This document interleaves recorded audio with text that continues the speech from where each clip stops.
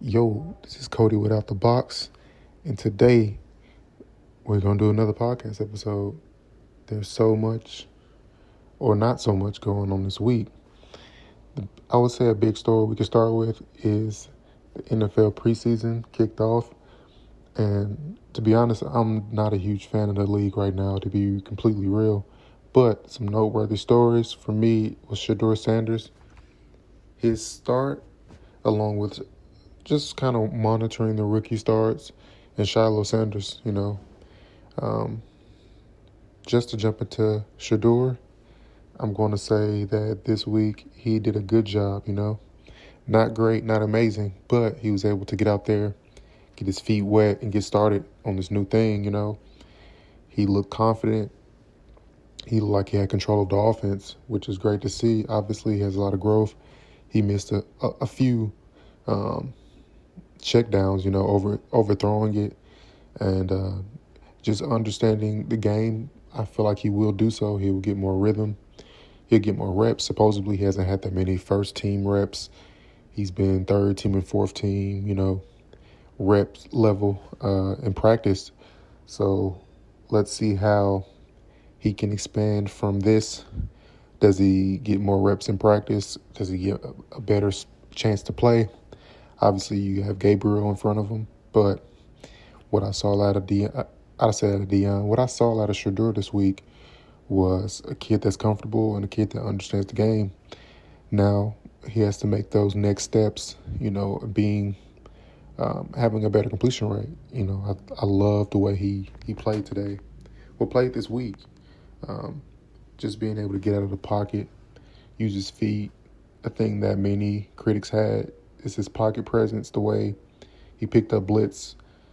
He showed a great improvement. He had one play where he just ran backwards, and that's obviously something he needs to work on, but I'm just excited to see him get that chance. I think he's super duper talented, and I'm so happy that he's able to showcase his skills, after I feel like the NFL really did him wrong. So, yeah, that is super duper big for the culture right now. And obviously, there's been a ton of hip-hop projects out. We got the JID project, the Gunna project, and I haven't been on here to talk about it, the Metro Boomin project as well. I just want to speak on this Gunna project precisely because this came out, the same day as the JID project. So I'm more likely to listen to JID than Gunna, but I gave this Gunna a spin next, and it's typical Gunna. He is great at making these digestible songs. He's crafted his lane to such a way that no matter the listener, you're going to be vibing to this. He's not over lyrical. I don't even feel like the production is that dynamic, but it's just something about his sound and how he's curated it that no matter what, you're tapped into it. Like, I would say a negative to me was just that every Gunna song almost sounds the same. And that's just up to the listener. Like, in hip-hop, is that okay? Is that not okay? When, a lot of the songs sound identical, but they're not bad. So that just posed the question, like, what do we want from our artists? Do we want them to change up? Do we want them to experiment, or just keep doing what works for you, And that's what Gunna has done. And a discussion that I've been having is Gunna, to me, is better artist than Young Thug. Obviously, Young Thug is creative. He has, the style, his voice, he uses his voice as an instrument, and that kind of clings people to him. He just has a different vibe about him, but obviously Young Thug signed Gunna, and yeah, we all know how that situation went. It's like the culture has to choose sides, Just looking at the project, he didn't have that many features. He had an Offset feature, and I guess somebody within his own personal camp was featured on this project, and I think overall it was a solid project. Is it something that I'm going to be running back to listen to? Maybe not, but Gunna is just great at making music. He's one of those ones that, like I said, man, he knows how to make a bouncy track. But yeah, to go to I'm keeping it in Atlanta. We're gonna talk about JID. So this JID project, God Does Like Ugly, he really showed who he is.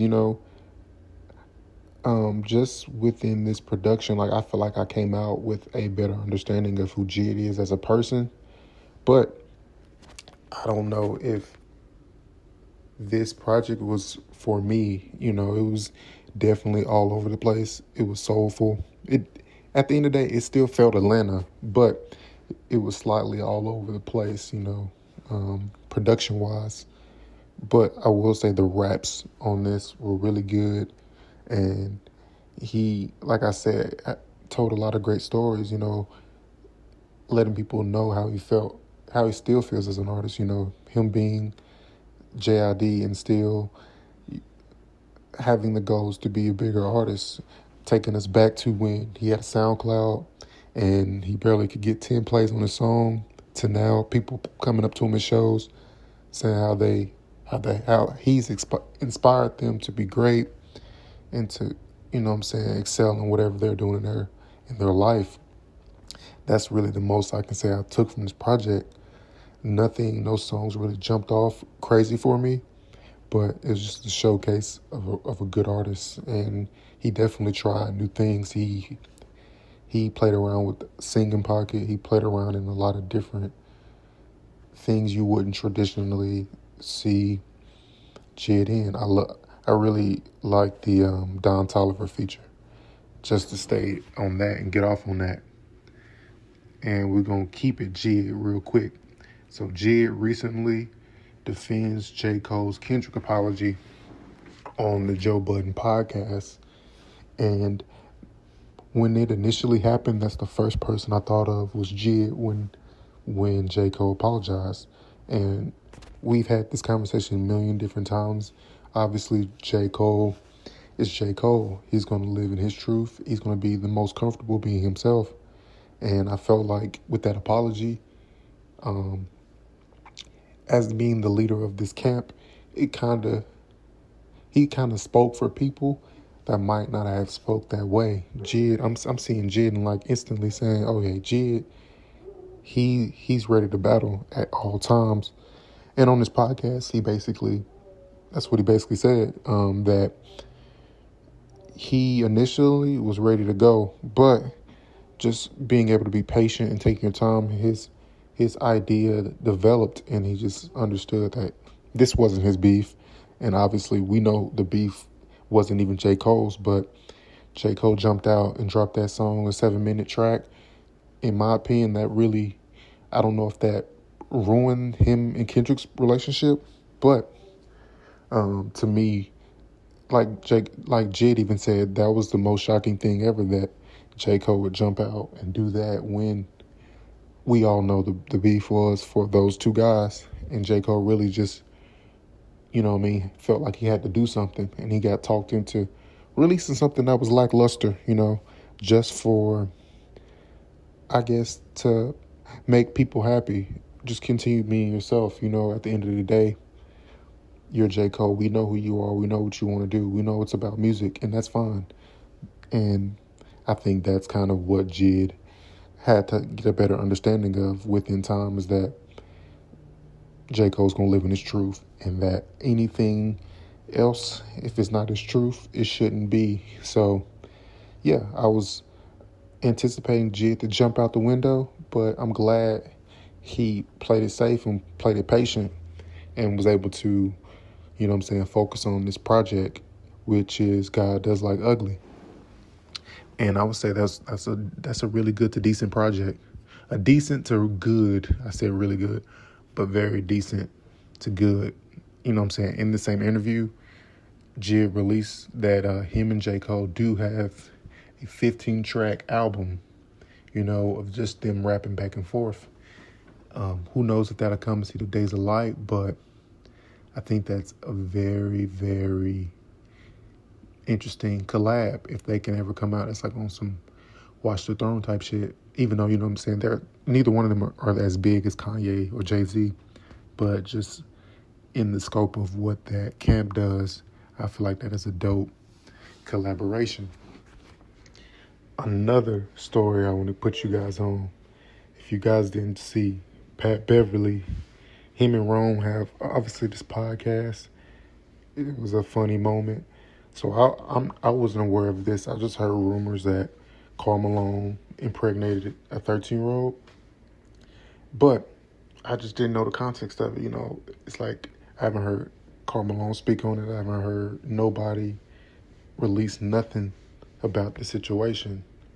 But you got to watch this clip, man. I'm not going to link it in here, but it's a clip of Patrick Beverly learning this. And it's comedy because I have Karl Malone high on my list. I'm the type of person I can remove personal life from the sports. So he's still a top 5 power forward at least. But I'm not mad at people taking him out because of that. Supposedly he was 20 years old when he impregnated a 13-year-old. And morally, that's not right. So, yeah, we're going to get off that one really quick and get on to the next sets of news, you know what I mean? So, I wanted to speak on this a little bit. So, this 7 level of rappers was released, and it's kind of like shed light on lyricism in hip hop. And I get it.